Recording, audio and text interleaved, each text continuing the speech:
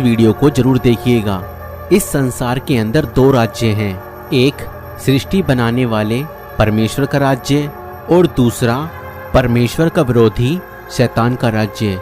परमेश्वर पवित्रताई और अच्छाई का प्रतीक है और शैतान बुराई और अपवित्रताई का प्रतीक है।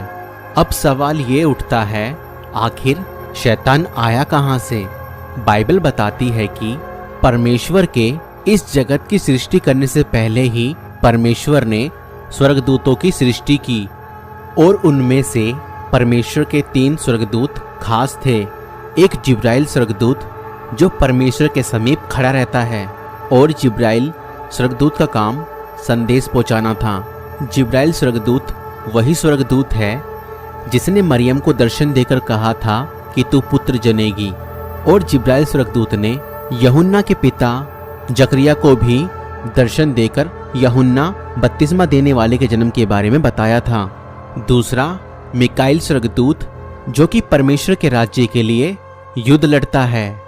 बाइबल में मिकाईल स्वर्गदूत को एक योद्धा के रूप में बताया गया है जो कि परमेश्वर की ओर से आत्मिक युद्ध लड़ता है शैतान की शक्तियों के विरुद्ध। और तीसरा स्वर्गदूत है भोर का चमकने वाला तारा, जिसे इंग्लिश में मॉर्निंग स्टार भी कहा जाता है, जिसका लैटिन भाषा में अर्थ होता है लूसीफर। लूसीफर परमेश्वर का आराधक था। परमेश्वर ने लूसीफर को बहुत सुंदर और खास बनाया था।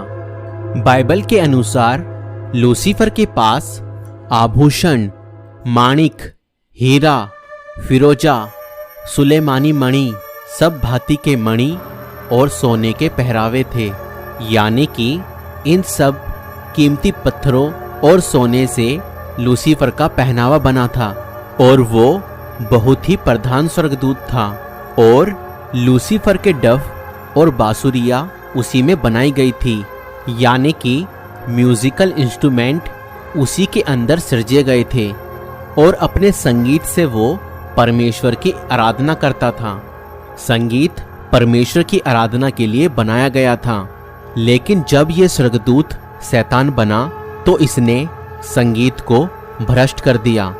इसने संगीत को अश्लील और गंदा कर दिया और अब यह संगीत का इस्तेमाल लोगों को परमेश्वर से दूर करने के लिए करने लगा। लूसीफर परमेश्वर की उस वक्त बनाई गई सबसे श्रेष्ठ रचना थी।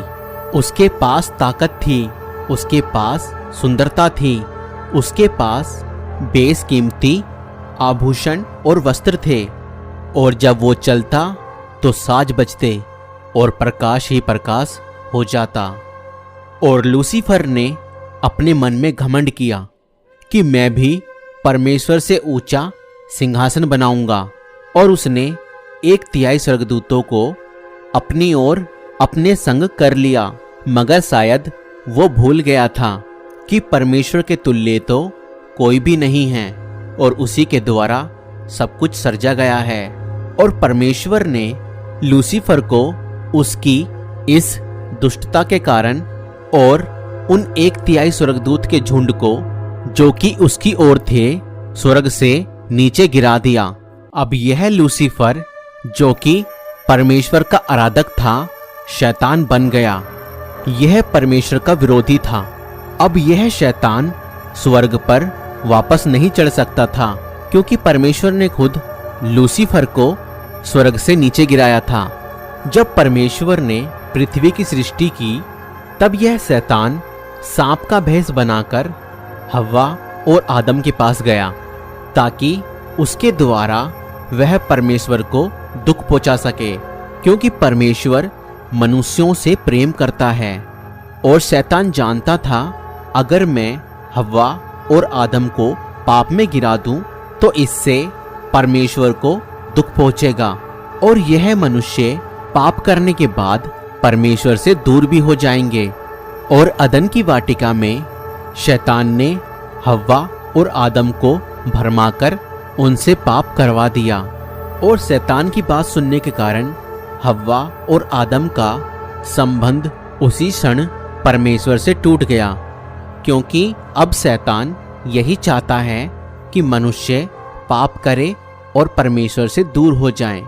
शैतान परमेश्वर का शत्रु है, वैसे ही पाप है। शैतान मनुष्यों को परीक्षा में डालने वाला है, वैसे ही पाप है। शैतान कपटी है, वैसे ही पाप है। शैतान मृत्यु का कारण है और पाप भी मृत्यु का कारण है।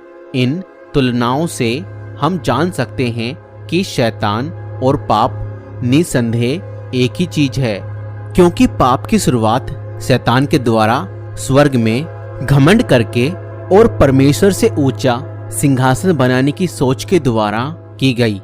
पाप परमेश्वर के विरोध में है, क्योंकि पाप शैतान की ओर से है और आज भी शैतान परमेश्वर के विरोध में डटकर खड़ा हुआ है, जबकि वो जानता है वह कुछ भी नहीं कर सकता। शैतान की कोशिश यही है कि लोगों को ज्यादा से ज्यादा पाप में गिराए या पाप में डाले और लोगों को परमेश्वर से दूर कर दे।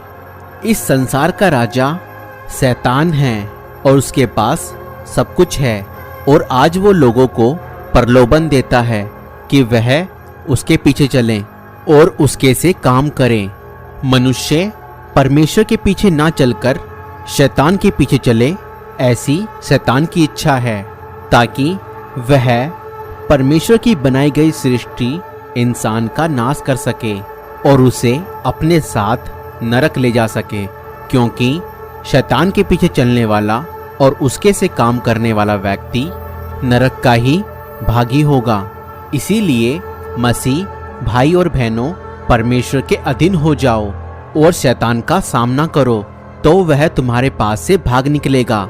याकूब 4:7 आयत। दोस्तों, आपको यह वीडियो कैसी लगी हमें कमेंट करके जरूर बताएं और आप यह वीडियो कौन सी जगह से देख रहे हैं यह भी हमें कमेंट करके जरूर बताएं।